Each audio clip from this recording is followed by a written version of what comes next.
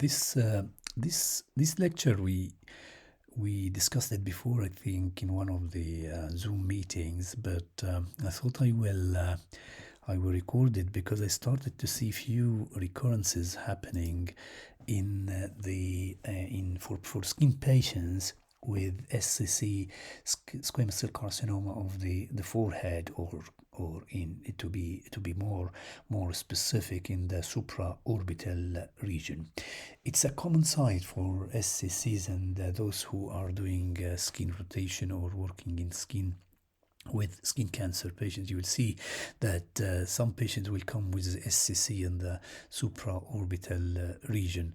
The problem with these types of SCC is that if you have what we call it extensive perineural invasion, and you treat it only with localized radiotherapy using electron or using a superficial X-ray machine, and sometimes also you'll be a bit shy in terms of your margin, you may end up, which happened, that I saw it for at least 3-4 patients in the last year. And that's why I'm putting this lecture online to spread the information that if you ignored the fact that these are SCC with perineural invasion or extensive perineural invasion, you will end up by patient coming with recurrence in the orbit itself or inside the orbit, and the only treatment in such cases will be orbital exentration. So it's best to think, when you have a disease in the supraorbital region, is to think about what we call it the radiotherapy to cover the nerve around or supplying this area. And this region is supplied by what we call the supratrochlear and supraorbital nerves, which are branches of the frontal, which is a branch of the ophthalmic division of the trigeminal nerve. So to start the story, I think we will need to go back to the trigeminal nerve. The trigeminal nerve usually starts in the upper part of the pons, as it comes from the lateral surface, as one of the largest nerve coming from the lateral surface of the pons. It's so easy, I have to say, to see the trigeminal nerve if you are working with an MRI. But in case you don't have an MRI like myself, or it's difficult to fuse an MRI, you still can see it as a large structure going from the lateral aspect of the pons, as you can see, if you can see my cursor here. And you have to search for it in the upper part of the pons. So it's not in the lower part of the pons, it's in the upper part of the pons. You're looking at the sagittal view now. And you will see that it's also very close to what we call it the apex of the petrous bone, because the apex of the petrous bone is pointing to what we call it the Meckel's cave. The Meckel's cave is an elevation of the meninges that you can see it easily in T2 MRI, where the nerve go inside, and there will be the fifth nerve ganglia, or what we call it the Gasserian ganglia.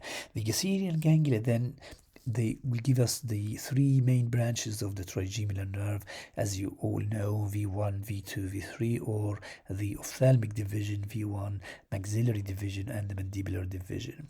I mean, we can do all three, by the way, and track them for different head and neck cancer patients, but for this lecture I'm focusing only on the ophthalmic division of the trigeminal.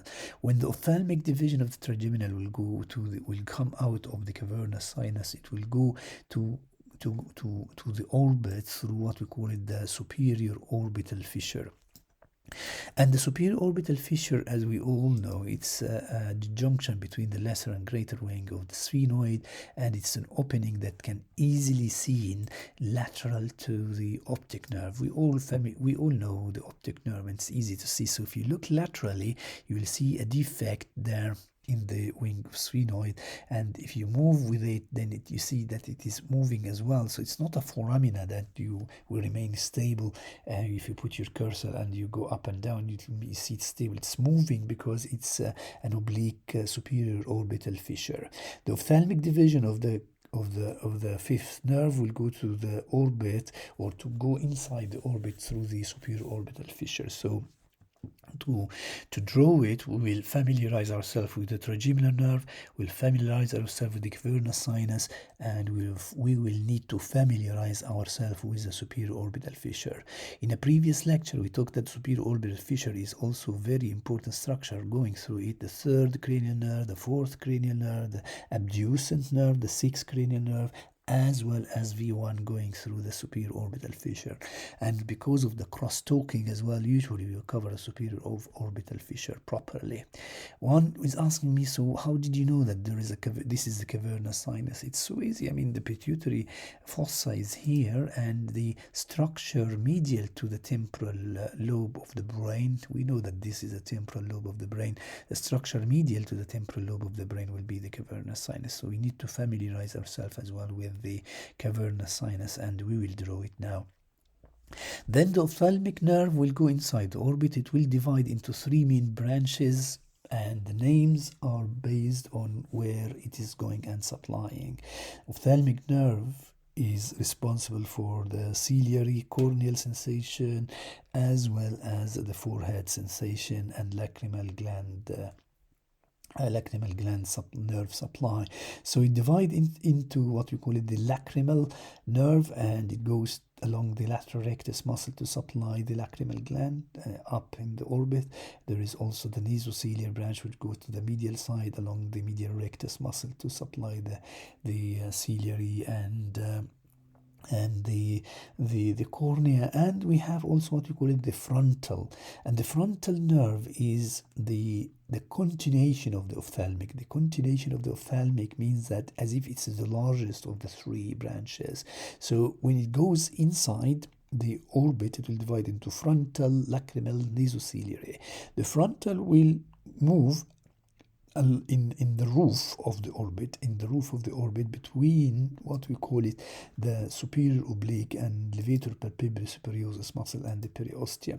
When you look at the coronal view for the orbit, you'll see that there is the medial oblique and lateral oblique, but the superior oblique is a bit thicker, because actually there is another muscle here called the superior palpebral superiosus muscle, and the frontal nerve will be in the roof of the orbit above the superior palpebral superiosus muscle. So these are the landmarks that we will need to know about it, or we have to familiarize ourselves about it. So we need to think about the trigeminal nerve, where it is. We need to familiarize ourselves with the cavernous sinus. We need to familiarize ourselves with the superior orbital fissure going inside the orbit, lacrimal, nasociliary, frontal, and then the frontal will divide into two main branches, supratrochlear and the supratrochlear and superior orbital nerve. And the supratrochlear nerve will go outside to supply the frontal bone, region, and the frontal dermatome, let's say, and they come out through what we call it the supratrochlear notch.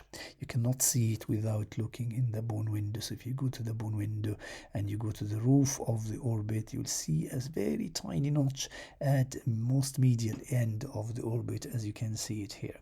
So this is what we are going to draw now, and try to track the nerves of the ophthalmic division in around its landmarks. So for example, let's start by drawing the first step by drawing what we call it the supratrochlear notch. I will just draw it at once as V1, but you can also divide it into different parts.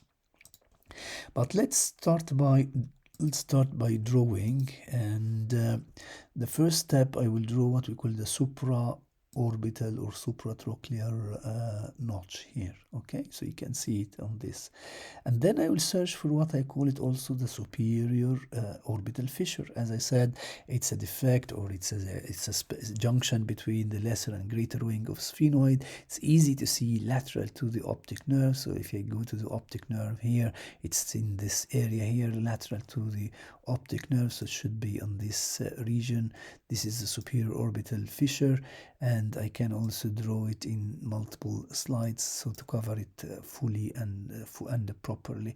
We can interpolate, but if you don't want, and I don't want to interpolate, so I will draw it slice by slice. So I will draw it quickly, like superior orbital fissure, where the three nerves, the four nerve V1, V3, 4, and abducent will be coming out. So it's better to cover the superior orbital fissure in as a whole, because of what we call it also the cross talking between the nerves. The nerves can speak to each other or can communicate with each other in a way or another. Then after doing this, so you know now superior orbital fissure, you know now the supratrochlear notch, the supraorbital or trochlear notch, you just now change to the normal window. This is the head and neck window. And then now you start to draw on what we call it the superior levator palpebral superioris muscle. You can draw the whole muscle, which will make your life much easier, or you can just draw in part of it as a superior palpebral superioris if you can see it in an MRI. Because you don't have an MRI, I will draw the superior oblique and levator palpebral superioris at once, and I will draw it as the whole bunch of it. And I'll try to also to draw it very close to the first cut so that we can make like a junction between both. But I know that the nerve will go to the medial aspect first, and then will go above the muscle, and then go back to. So I will go along the muscle down to go outside the superior orbital fissure. And then there is a very important landmark here. It says that when the nerve, the optic nerve, very close to the superior orbital fissure, usually the ophthalmic division is coming in. So I think the ophthalmic division is coming in this particular area, and that's why part of the optic nerve is receiving part of the dose as well. But for the time being, we'll leave it like that, and we'll now start to draw what we call it the cavernous sinus. The cavernous sinus is the vein medial to the temporal lobe. And then after that we will communicate with what we call it the trigeminal nerve. And as I said, it's a bit tricky when you see the trigeminal nerve or not, but I can see something coming out from here. It could be this one, and maybe it's one or two cuts. If I have the nerve will be if I have the MRI, I can also I can easily look at it and make sure it is in the right place. But as I said, the petrous bone will point toward what we call the Meckel's cave. The Meckel's cave is where the Gasserian, so maybe here is very close to this point, the Meckel's cave, where the Gasserian ganglia is located. So, and that's it. So this is what we call it the frontal branch from the supratrochlear or supraorbital notch down. If you are dealing with your skin lesion, so if the patient didn't receive his skin CTV, then you need also to add another CTV covering the whole area of the skin where the tumor was located or where the graft is located or whatever. And it's very important that to ask your radiographer to put a wire on where it is located, so that you can take a margin from the graft, and you don't forget also to put a bolus on this regard. So if it's either you are treating the track only, or you treat the disease plus the nerve, which is usually the case, I usually treat the primary site in addition to tracking the nerve down to its origin. If you now put, so you close this one, if you put a margin around this, like 5 mm or 3 mm margin, it will look like that. And this would be tracking the ophthalmic division, frontal division, and down to its origin. And if you want to make it smaller, then you see here that this is how it looks at the end as a CTV. How much would you give for this? Usually we give 50 gray, but be careful, because if it's positive margin, you may need to increase the dose more. So I call it like CTV 1, because there may be additional to this. You can also add other CTVs, but at least now I know that I'm covering the frontal branch definitely quite well, without any risk of missing it, because I know that it's sitting somewhere there, and it moved from the supratrochlear notch above the levator palpebrae superioris muscle, and you can see here levator palpebrae superioris muscle is covered properly. You can also sometimes, if there is extensive perineural invasion, you may need also to cover the lacrimal nerve. And the lacrimal nerve, it's difficult to see it, but you know that it is running along the side of the orbit, along the lateral rectus, to cover the lacrimal gland. So sometimes you need to cover the lacrimal gland in addition to the lacrimal rectus. This is based on how much the nerve would be affected, or how much possibility that the nerve will be affected. And by doing that you're covering the retrograde, anterograde extension. So now you're covering also the lateral rectus, or by covering the lacrimal branch of the ophthalmic division. You can even add the nasociliary side just by covering the medial rectus, or covering the upper border of the nasociliary, double L if you want, and cover it to the medial rectus muscle.